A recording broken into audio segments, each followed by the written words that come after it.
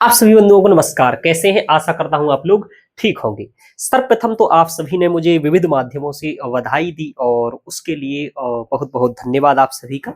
आप सभी के सहयोग के माध्यम से, आशीर्वाद आदि से ही ये सफलताएं आई हैं। और चूंकि आपको पढ़ाने के दौरान ही इतना पढ़ाया, इतना अध्ययन किया, उसी कारण ये सब मेरा नेट जीआरएफ वगैरह हुआ है।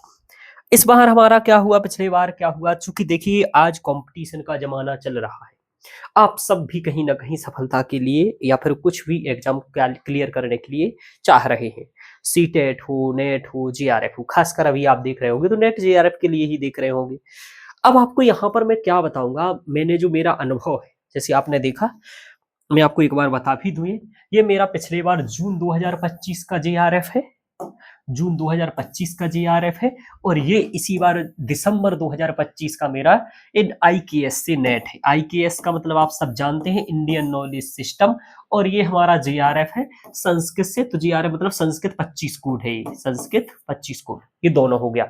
नंबर कितने हैं इसकी भी चर्चा करते हुए मैं आपको इस दोनों रिजल्ट से और मैं अपनी मेहनत से ये दिखाने का प्रयास करूंगा, ये समझाने का प्रयास करूंगा कि यदि आप जीआरएफ करना चाहते हैं तो आपको कितनी मेहनत करनी पड़ेगी और कैसे तैयारी करनी पड़ेगी, और यदि आपको नेट भी करना है तो नेट के लिए आपको कितनी मेहनत करनी पड़ेगी, और नेट और जीआरएफ के मध्य का क्या रास्ता है, क्या नेट और जीआरएफ के मध्य की मेहनत है, उसको भी मैं आपको बताऊंगा। कैसे नेट से जीआरएफ तक पहुंचा जा सकता है। मैं जीआरएफ पर भी गया हूं, मैं नेट पर भी गया हूं।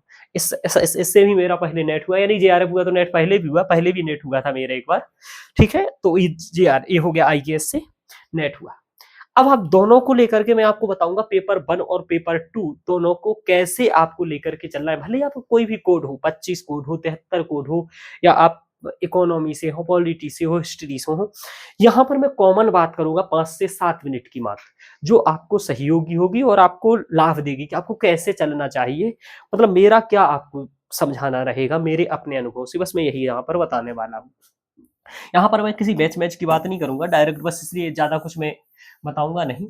अब देखिए, एक है आईकेएस इंडियन नॉलेज सिस्टम, इसके बारे में आपको लिए सेपरेट वीडियो में लाऊंगा। तो जो आईकेएस के बारे में जानकारी चाहते हैं, इंडियन नॉलेज सिस्टम के बारे में एक सेपरेट वीडियो लाने वाला हूं अगला, और एक चैनल भी यूट्यूब का भी बनाएंगे जो आगे लगा होगा मेरा।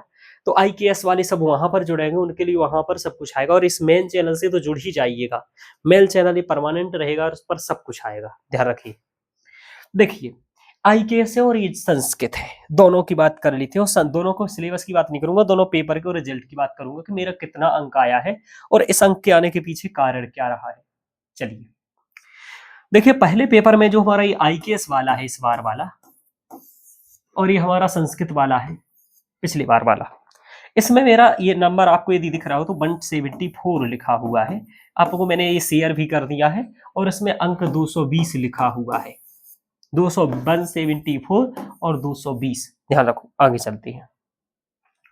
174 और इधर लिखा है 220, ये हाल है। अब ध्यान रखना, यहां पर जब मेरा पेपर हुआ तो दोनों पेपर में नंबर कितने रहे। अब आपको दोनों पेपर की देखना है कि दोनों पेपर के नंबर क्या रहे। यहां पर आपको जाना है सब्जेक्ट 1 में और यहां जाना है सब्जेक्ट 2 में। सब्जेक्ट 1 में 50 क्वेश्चंस रहते हैं, आप जानते हैं, जिससे 10 यूनिटें हैं, आपका कॉमन है सभी के लिए, टीचिंग एप्टीट्यूड, रिसर्च एप्टीट्यूड, है ना, कम्युनिकेशन, ये सब कुछ यहाँ पर लगा हुआ है। यहाँ पर आपके 100 क्वेश्चन हैं, ये सब बात आपको मालूम है। और सेम बात यहाँ पर भी है कि इसमें सबके 50 होंगे और इधर आपके 100 सब्जेक्ट के होंगे। अब आप लोग, कुछ लोग क्या पागलबंदी करते हैं वो भी मैं बता दूंगा, गलतियां क्या नहीं करनी है वो यहाँ पर आपको बहुत जरूरी सीखना है। मेरे 174 में फर्स्ट में यहाँ 25 क्वेश्चन सही हैं, जो मेरे हैं फर्स्ट में 25 क्वेश्चन सही हैं, और यहाँ मेरे 62 क्वेश्चन सही हैं। 62 और 25 जब आप ऐड करेंगे तो मेरे हिसाब से ये क्वेश्चन होंगे 87 सही, और 87 होंगे तो आपका रिजल्ट बनेगा 174।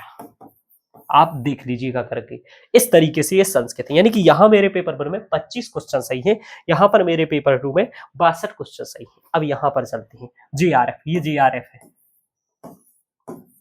सबके सब्जेक्टों में लगभग यही रहेगी, सबकी लगभग 200 के आसपास ही मेरिट रह रही, 210, 220, 200, तो वही सबका है।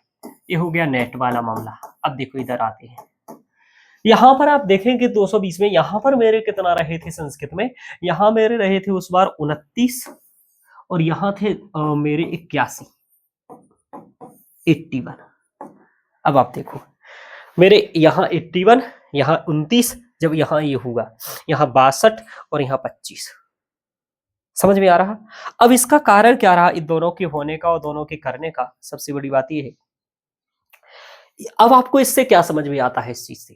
इस चीज से समझ में ये आना चाहिए आपको कि आप किसी एक पेपर के बलबूते कभी नेट जेआरएफ नहीं कर सकती, ना ही नेट ना ही जेआरएफ। यानी कि संतुलन का नाम ही नेट जेआरएफ, जिसका संतुलन पहले और दूसरे पेपर में हो गया उसी का नेट जेआरएफ होगा। कुछ लोग कहेंगे नहीं हम तो संस्कृत में 81 खींच लेंगे, तो उसके लिए पसीना आ जाएगा 81 खींचने के लिए। समझ में आ रहा? क्योंकि 81 यदि यहाँ खींच लोगे मतलब उसके लिए बहुत मेहनत करनी पड़ेगी आपको, सब्जेक्ट में 80 लाने के लिए बहुत मेहनत करनी पड़ेगी। और यहाँ यानी कि आप सोचोगे यहाँ 95 ला लेंगे, यहाँ 20 में काम चल जाएगा, नहीं होगा। आपको कोशिश करनी है कि पेपर 1 में 30 से 35 क्वेश्चन रहें। कितने? 30 से 35 का टारगेट लेकर के चलना है। और पेपर 2 में आपकी लगभग 65 से 70 रहे, कम से कम 65 से 70 रहे। इस तरीके से टारगेट, यानी 70 और 35 का टारगेट लेकर के चलना। मैं तो ये कहूंगा 75 और 35 का टारगेट लेकर के 110 क्वेश्चंस का टारगेट लेकर के चलना पड़ेगा। 110 का मतलब यानी कि पहले पेपर में आप 35 क्वेश्चंस करेंगे और दूसरे में 75 क्वेश्चंस करेंगे। अब क्या होगा, 35 और 75 होगा तो आपका डायरेक्ट जेआरएफ हो जाएगा। ये हालत देखो, 29 और 81, थोड़ा ऊपर नीचे तो बाद में जो रिजल्ट आएगा वो तो आएगा ही, पेपर जैसा जाएगा आएगा, लेकिन एक टारगेट सेट ही करना है। इसके लिए क्या करना पड़ेगा? इसके लिए तो पहला मेरा ब्रह्म वाक्य क्या है, फर्स्ट ब्रह्म वाक्य आप सभी लोगों के लिए क्या है कि दोनों पेपर का संतुलन करना है, यानी दोनों पेपर पढ़ने हैं। अब आपको मेरे अधिकतर विद्यार्थी, अब जो मैं कुछ विद्यार्थियों को बता दूंगा आपका क्यों नहीं हो रहा है, जो मेरे आपका दोनों पेपर तैयार नहीं है। आपने फर्स्ट पेपर सेकंड पेपर पढ़ लिया, फर्स्ट नहीं पढ़ा, फर्स्ट पढ़ना पड़ेगा मेरे भाई, सामान्य समझ के लिए है। तो इधर हो गया। अब मेरा ये कम क्यों हुआ? तो मेरा कम होने का सीधा साधा मतलब है इस पर मैंने भयंकर मेहनत की थी और इस पर मैंने बहुत ही कम मेहनत की है। ठीक है, यानी कि इसमें पढ़ने की जो मेहनत थी वही मेहनत मुझे इधर काम आई है, ध्यान रखिएगा। यहाँ स्पेसिफिक सिलेबस को लेकर के चला, यहाँ भी सिलेबस को लेकर के चला। यहाँ के लिए थोड़ी कम मेहनत की, इसलिए कम अंक दिख रहे हैं और इसलिए नेट है। चूंकि मुझे जेआरएफ चाहिए ही नहीं था, एक बार पैसा मिलना था वो हो गया, तो यहाँ मुझे नेट ही चाहिए था, इसलिए मैंने नेट ही लायक मेहनत की थी, तो ये नेट हो गया। चूंकि मैं दूसरी भी तैयारी कर रहा हूँ अपने एग्जाम्स की, तो वो सब बातें हैं। अब ये अंतर देख रहे हो, यानी कि मुझे यदि जेआरएफ चाहिए होता तो मेरी सीधी सादी बात, मुझे एक महीने मेहनत करनी पड़ती है, 25 की जगह यहाँ पर 30 और यहाँ पर 62 की जगह 65 70, बस इतना करते और आराम से इतना बढ़ा करके 100 पर आराम से 192 पर जेआरएफ था। तो मुझे 5-7 क्वेश्चन और बनाने पड़ते यदि मुझे जेआरएफ करना होता तो। लेकिन अब देखो यह बात समझ में आया, तो यानी कि दोनों पेपर तैयार करने पड़ेंगे। दूसरा, अब पहला पेपर ऐसा नहीं कि 1-2 यूनिट पढ़ लो, प्रॉपर आप सिलेबस उठाइए, सिलेबस के एक एक टॉपिक्स को आपको करना है, पीवाईक्यूज को आपको करना है। कैसे करना है? तो पहली यूनिट तो मैंने फ्री पढ़ाई ही, पहले पेपर की पहली यूनिट मैंने फ्री पढ़ाई है, तो आप वो पढ़ लीजिए, उसके बाद पीवाईक्यूज लगाइए। इसकी भी मैंने स्ट्रेटजी बताई है कि पेपर 1 कैसे करना है, वो आप मेरे यूट्यूब पर देख लीजिएगा। पेपर 2 की बात आएगी, आप सभी को अपने पेपर 2 में क्या करना है। अब पेपर 2 में देखो सबसे बड़ी बात यह है कि आप सिलेबस को लेकर के सबसे पहले चलेंगे। सिलेबस प्लस पीवाईक्यूज, यदि दो चीजें आपकी बेहतर रहती हैं और इनके आधार पर आप देखिए, इनको समझने का प्रयास कीजिए, क्वेश्चंस लगाइए, क्वेश्चन से ट्रेंड समझिए, कैसे क्वेश्चंस आते हैं, क्वेश्चंस कैसे फ्रेम हो रहे हैं, आपके दिमाग में रटे होने चाहिए। क्वेश्चन का पूछने का तरीका कैसे बदल रहा है, कथन कारण कैसे पूछा जा रहा है, ये ट्रेंड समझिए।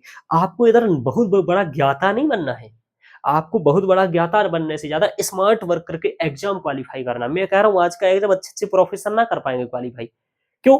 क्योंकि अब उनके पास वो टेक्निक नहीं बची है। टेक्निक से अब हो रहा है कि कैसे अटेम्प्ट करना है, अटेम्प्ट करने के भी तरीका है। अटेम्प्ट ठीक से करोगे तो पेपर होगा आपका, ठीक है, ध्यान रखिए।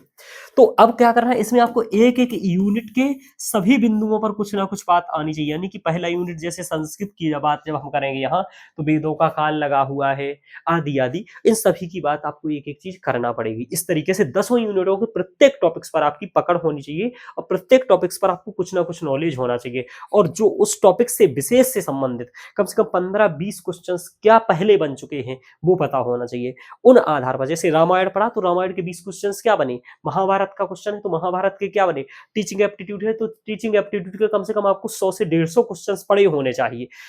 रिसर्च एप्टीट्यूड के 100 से 150 क्वेश्चन आपके दिमाग में होने चाहिए कि इस तरीके से बनते हैं। इस तरीके से जब तैयारी होगी आपकी तो नेट जी आराम से होगा और उसके लिए आपको पढ़ना पड़ेगा। अब मैंने अपनी तरफ से यहां पर बता दिया कि पेपर 1 के लिए और दोनों के लिए दूसरा मंत्र क्या है कि कंप्लीट सिलेबस तैयार करना पड़ेगा। दोनों पेपर करना पड़ेगा, यानी कि थोड़ा बहुत कम पढ़ने से कुछ नहीं होगा। कंप्लीट सिलेबस आपको, कंप्लीट सिलेबस पर पकड़ होनी चाहिए। सिलेबस पर जब आपकी कंप्लीट पकड़ होगी तभी 80-81 इतने नंबर बनेंगे, ऐसे नहीं बनेंगे। हाँ, कुछ यूनिट पर हो सकता है कम कंप्लीट, तो पहला दोनों पेपर करना है, कंप्लीट सिलेबस के पॉइंटों को करना है। आपको पीवाईक्यूज ध्यान रखना है, ये बात बिल्कुल ध्यान रखिएगा। पीवाईक्यूज को जरूर सबको अपने ले लेना है, पीवाईक्यूज को करिए। इसके अलावा आप सोर्स क्या यूज करेंगे, तो देखिए सबका अलग अलग पेपर होगा, तो सब लोग अलग अलग तरीके से सोर्स यूज करेंगे। पेपर 1 के लिए क्या सोर्स यूज करेंगे, तो मैं कहूंगा एक गाइड बुक ले लीजिए और एक पीवाईक्यूज की बुक ले लीजिए। गाइड बुक, पीवाईक्यू की बुक, दो हो गया।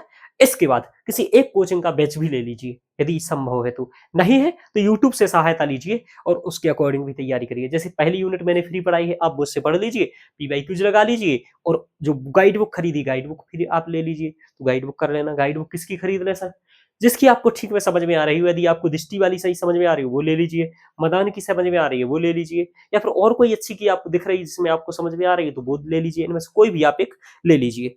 अब आपको क्या गाइड बुक से क्वेश्चंस बनेंगे, नहीं बनेंगे। गाइड बुक से क्या होगा, समझ विकसित होगी। क्वेश्चंस कहां से बनेंगे, जो क्वेश्चंस आए हैं उनको देख लेना कि कहां कैसे क्वेश्चंस बनते हैं, उन्हीं क्वेश्चंस से क्वेश्चंस बनते हैं, उन्हीं थीमों से क्वेश्चंस बनते हैं। जैसे एनसीईआरटी जो संस्थाएं प्रसिद्ध हैं, जो योजनाएं प्रसिद्ध हैं, जो इस टाइप का ट्रेंड चल रहा है, पीवाईक्यूज से वो आपको समझ में आएगा। इसलिए पीवाईक्यूज को रेगुलर परमानेंटली लगाइए फर्स्ट पेपर और अपने सेकंड पेपर के, तभी आपका काम होगा।